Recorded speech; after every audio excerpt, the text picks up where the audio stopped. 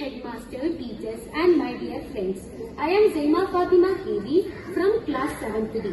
Today I am going to tell you thoughts of the day. So the thought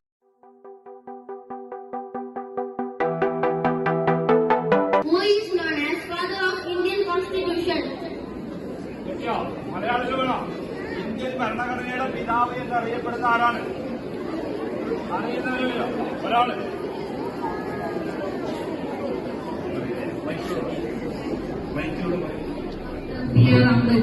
Correct answer. Justice Fatima Devi.